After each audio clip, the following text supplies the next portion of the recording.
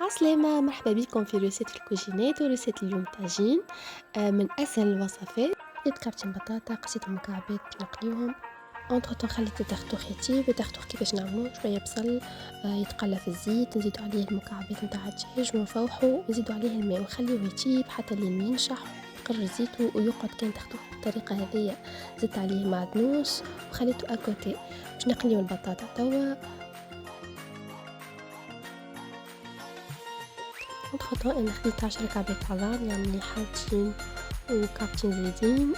خلطت مكياج. فما شكون يحب يخلي الطريقة إنه يقعد العظام ما يخلطوش، معناتها في البرج يجيك الأصفر وحده والأبيض وحده. أنا الحقيقة نحب نخلط.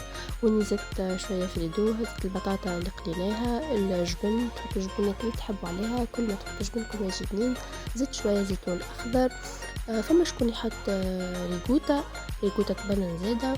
باش نزيد شوية لفاح، فلفل الفلفل أحمر، شوية كركم، زيت العظام، وبعد باش نزيد شوية خميرة كاتو.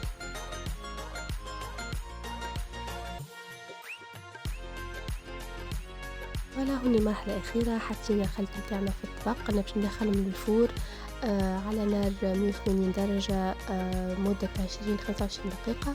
هوني زدت زينت شوية بالجبن إيمونتال، فما شكون يحب يزيد كوتا. فوالا هذا الطاجين تاعنا حضر، يشهي وجايبين برشا. إن شاء الله عجبتكم الوصفة، متنساوش تتابعونا في فيديو جديد في وصفات أخرى جديدة وسهلة.